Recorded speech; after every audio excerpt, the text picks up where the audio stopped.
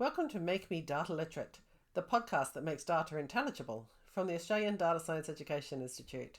We're on a mission to make the whole world data literate. I'm your host, Dr. Linda McIver, and every week I'll interview someone with a wild and wonderful relationship to data. Let's see what we can find out. Welcome back to another episode of Make Me Data Literate.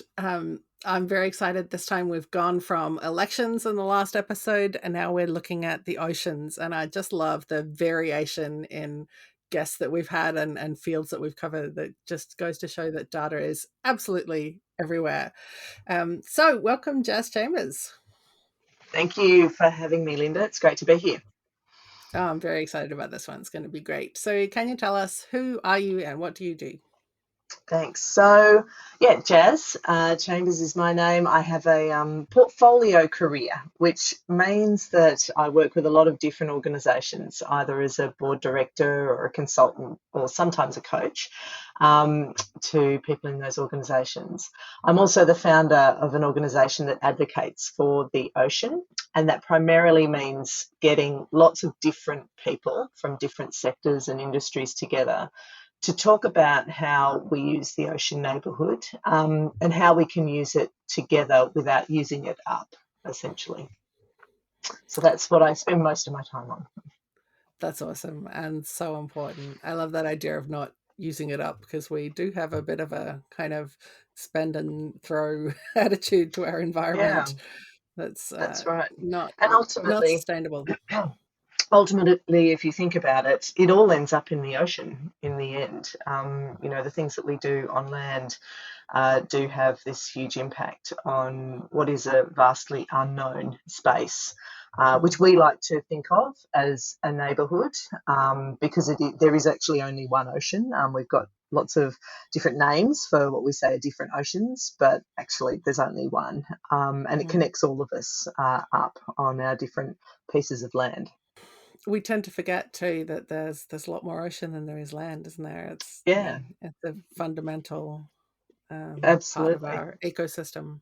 Yeah, 71% of the planet, in fact, is covered by ocean. So we That's a lot. like to think that the planet is possibly improperly named as Earth. Perhaps it should have been called Ocean instead. I like that.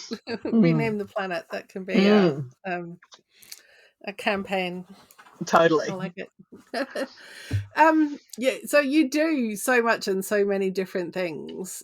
What did you have to learn to do all of this work, and what was Mm. missing from your formal education? Yeah, so such a good question, that missing piece. So my background is in marine science. So I did a science degree in that area and absolutely loved it. I didn't stay in science as a scientist, though. I went into communications. I studied communications after my science degree. And that was probably at the beginning of what people were starting to call science communication. As a profession, it wasn't a thing at that time. There was some very well known people with science backgrounds who were good communicators, but actually sort of taking that on as a career was not a known thing, I guess. And so those two, that formal training in both scientific thinking, so using data, understanding it, knowing how important it is, and then communicating, what that data tells us about ourselves, the world, and so forth. The combination of those two things were really compelling for me, and that's what I studied. In terms of what I did for work, I moved quickly into a science communications marketing role, and I guess, in order to learn what did you have to learn to do your work as a question, I think I had to learn how to communicate with people from very vastly different backgrounds. Mathematicians, physicists, and biologists are not the same type of scientist. Just putting scientists into a grouping like that is they're very different, Yeah. and then the outcomes that they're achieving in their research, or that they're trying to teach people and educate people about. That's for people who are not necessarily science literate. So really understanding people, how people learn, how people can communicate best with one another. That was a lot of on the ground, just spending time talking to people. You've got to do the work to understand what motivates people and how they think and learn. So I've been a great worker. I haven't really stopped working in terms of just trying to understand that. In terms of missing from my formal education to do what I do now, I did study some economics, and I have subsequently studied some finance. But in those early years, I think when your brain is kind of still forming how to think, I think that would have been really helpful for me to understand finance. It's sort of been bamboozling which is, this kind of funny thing that you find. It's still data, Yeah. financial data, but the interpretation of it is, perhaps we think of it as being quite different to the way in which we interpret scientific data. And so there are these, different types of information that actually don't speak very well to one another right now. Information about nature and scientific data, and how that sort of the nexus of that with financial and economic data, and how the two are related. And interestingly, that's actually becoming something worldwide that's starting to link up, which is it's extremely exciting for people like me who work in thinking about systems and planetary systems in particular. Tell me a bit more about that. The match between economics and the environment, and Mm, the federal government at the moment has got this idea of having a marketplace, a green marketplace, and that will mm, solve environmental problems. Do mm, you feel like the answer to getting us to value the environment is mm. actually putting a dollar figure on it? Is that what we need to do? Yeah, it's it's such a it actually is a really tricky, complex world, and it's why we need more people participating in it from both sides, both the Mm, scientific side and the financial side, as well as businesses who are ultimately the users of this data to make decisions about what it is that they make and do. mm, So I think you're right. I mean, the government has got a number of programs on the go, looking at how you embed nature into economics, and I mm, think there's many good examples of why being nature positive, or thinking about the natural environment and how it underpins our economy is important. It's been pretty much invisible for hundreds of years. We've sort of, in accounting terms, we've treated nature as an externality. Um, mm. these are the sorts of things I've learned as I've hung around with finance people more recently. Externalities, and so when you actually think about a chair and what it might sell for and what have you, did you account for the chair before it was a chair? So it was a Yeah. tree, and it provided these services like shade or Mm, food, and the carbon cycle obviously is a part of that.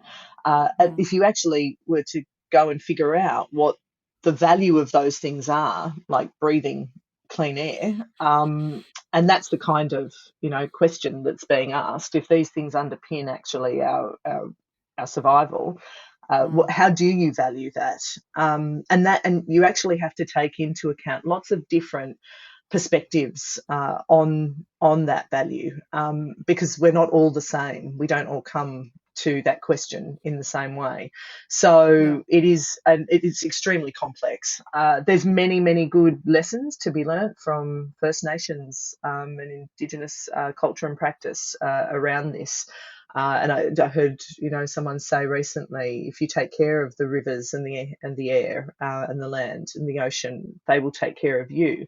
That is Mm, absolutely correct, and yet we seem to lose that when we walk into boardrooms and yeah. that knowledge. So when it comes to what's the solution around that, I think because the economy works the way that it does, and the financial sector thinks in terms of dollars, and that is the way in which all of our systems have been programmed for hundreds of years, then yes, we need to actually take that view of it. But a cautious approach to that is extremely important, because you could end up in an interesting place where people suddenly own parts of nature, and that would also not be correct. When we talk about this idea of the commons, the air is owned by no one, the ocean is owned Mm, by no one. We actually are able to own things, in theory at least, on mm, land.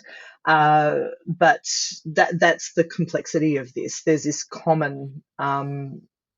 commons issue that we have to grapple with, and that's why dealing with the ocean is different to talking about, agriculture. We talk about fishing in mm. the ocean, as the farming of the ocean, Yeah, but people who do that don't own the space in which they fish, and yeah. also the stock can move. Your neighbour doesn't come and bring the fish back to you if it moves Yeah. over into their paddock. So Yeah. it is different.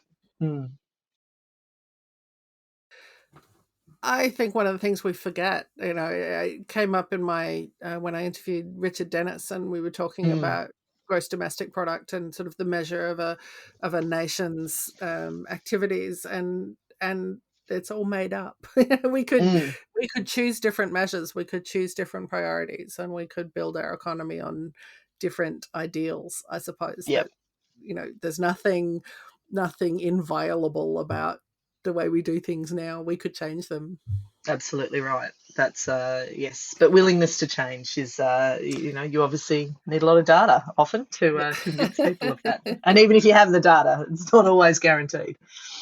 Yeah, well, we know, don't we? And this is the interesting part about trying to communicate these things. We know that data isn't actually all that persuasive on its own, and that Mm, people are swayed by storytelling and emotions, and it's being able to convert the data into a compelling story, or to maybe not convert's the wrong word, but to communicate the data using a compelling story is you know a phenomenal skill and really important in trying to change minds in this that's right. Yeah, in these kinds and of and areas.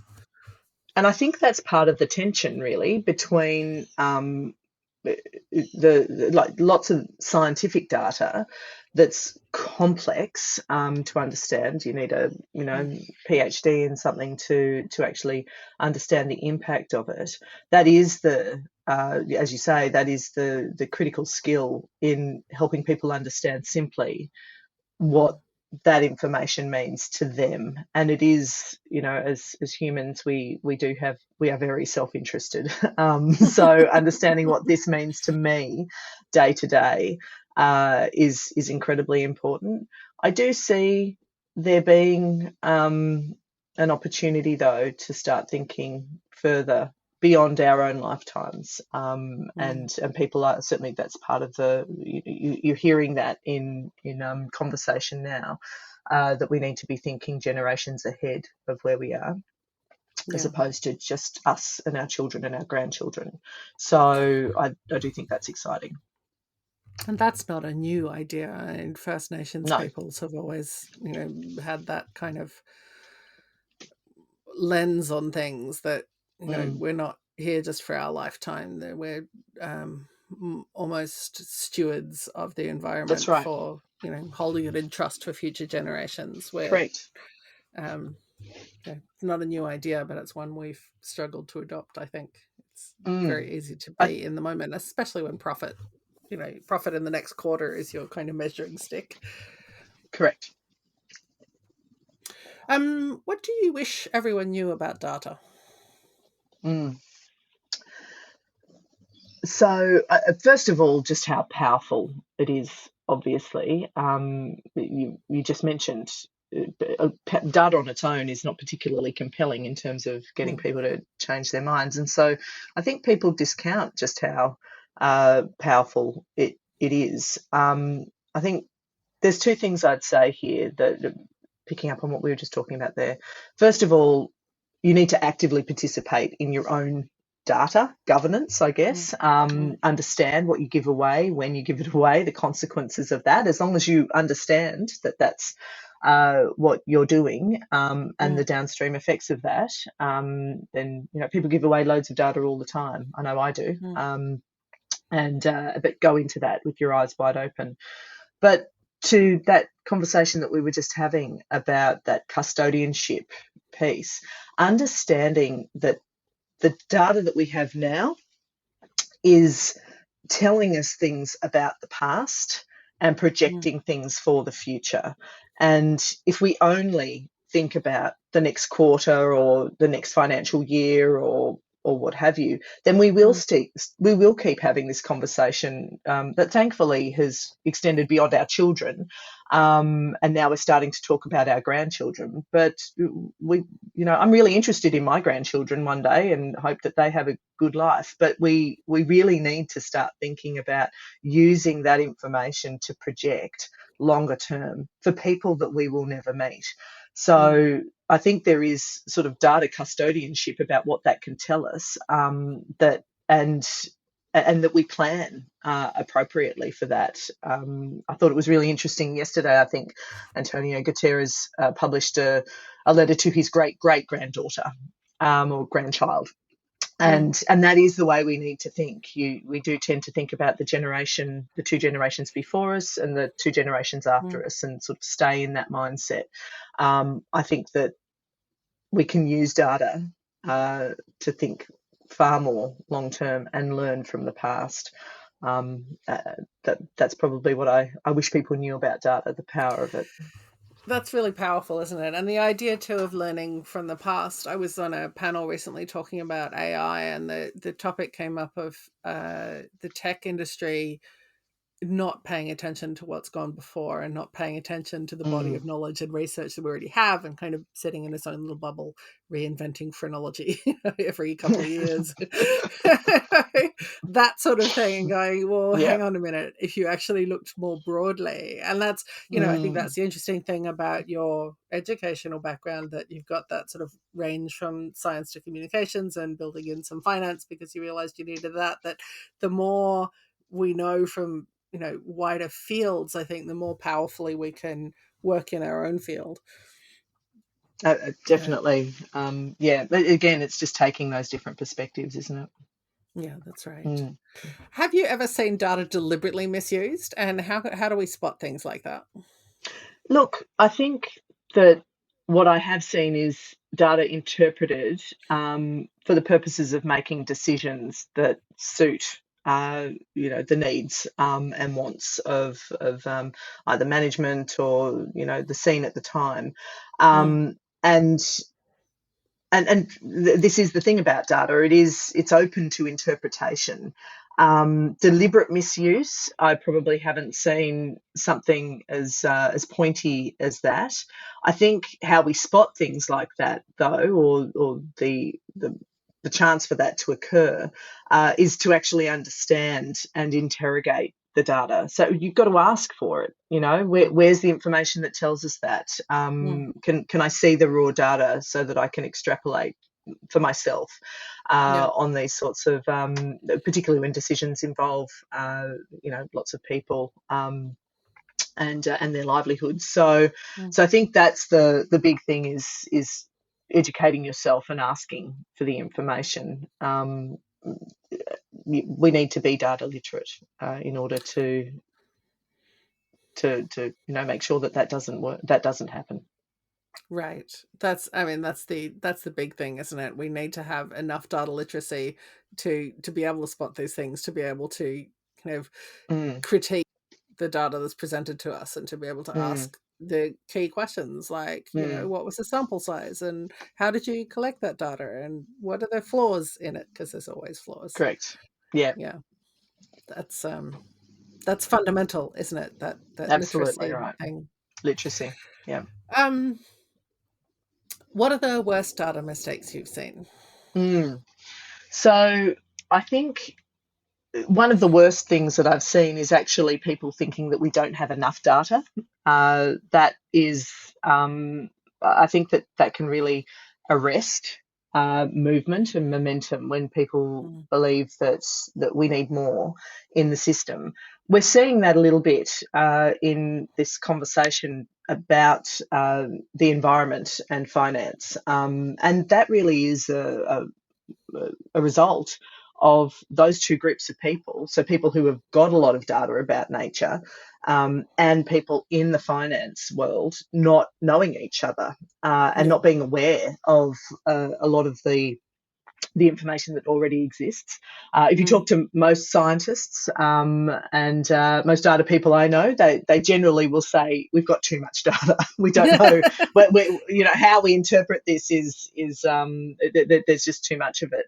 So I think Mhm. that it really is. It's down to, and that there is the opportunity for um, perverse outcomes if we don't actually have people who understand where the data came from. Back to that piece around methodology and how we collected that and the veracity of the data, Yeah. alongside people who are interpreting that for businesses to make decisions, or indeed governments to make policy decisions around next steps. That's an area I think that is ripe for more marriages, more collaboration, more partnership to occur. And in terms of that, there is something underway, which is a financial sustainability taxonomy that some amazing people Ooh. are working on in the finance system. Would actually be great for the podcast, these people, Yeah. but that that marriage requires, like all marriages, a common language Yeah. to really work, and so that has become a really important thing. Are we all talking about the same thing when we say sustainability, when Mm. we say ethical, when we say nature positive? Do we all understand that? So I do think that data can help us get there as well to avoid the mistakes. Yeah, that's super interesting. I I like the idea that we're building this sort of common language, common platform to base progress on, really. Absolutely, that's right. Without it, and that's been the story of my career, is Mm. are we back to the way that scientists have information to give to the community, Mm. and then the people who need to ingest that information. Are we even on the same page here? Yeah. So I do think that that's going to be essential. Yeah. It all comes back to communication in the end. It's It just, really it's does. the it's the key to everything. Mm, What when you see graphs in the media, is there a sort of what's your go to? What do you ask about the graphs? What's mm. your how do you engage your critical thinking? Yeah, I thought about this. I went and opened up a news site, and the first thing I Mm. do is actually just go straight to the source. Before I even look at the graph, I look Mm. underneath the graph to understand where this Mm. came from. Is it a credible source? Are these people who know how to crunch data and give us interpretations of it that I'm going to trust? So I think trust is a huge part of it. So where did it come Mm. from? First of all, who were the people who crunched it? Uh, can I link to that and understand that methodology? And is it trustworthy? Because Yeah. that really, when you see a graph in the media, that's the pivot point on which the whole story around it is written. Yeah. So if that's compromised, then well, I just won't bother reading the story. Yeah. So I think that's critical. Good sources. That's yeah, that's that keeps coming up when I ask that question, and it really is Mm. fundamental. To be able to go back and look at the sample size, or where the data was collected, and it's so easy to collect the data that you want. Sometimes, even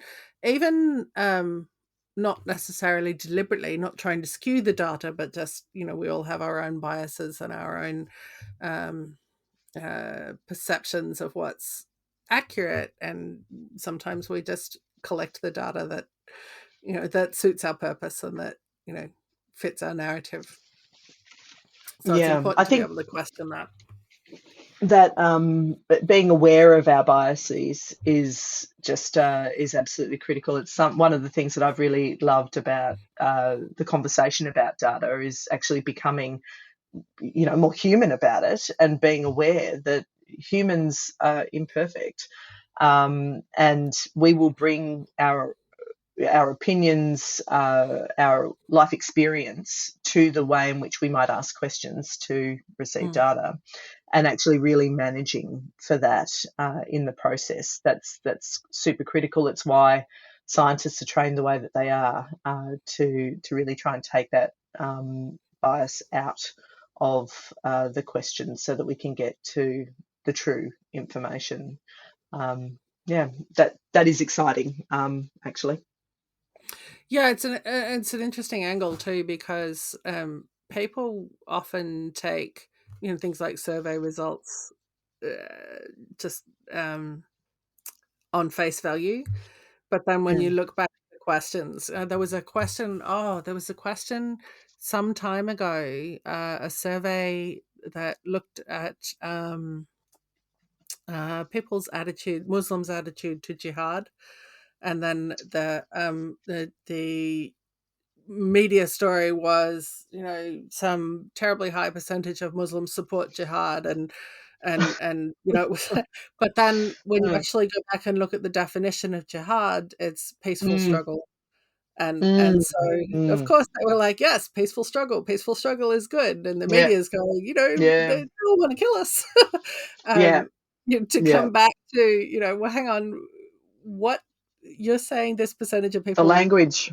Yep, Yeah, the language of the yeah, survey really matters, and just simple yep, things like, "How awesome was my workshop?" gets a different result to, "Tell me what you yep, thought of the workshop," on a yep. scale of terrible to awesome. It's Mm, people will tend to give the result to give the answer that they think that you want, and so mm, the phrasing of the questions is really important. People forget mm. that, I think. Absolutely right. What is it that excites you about data?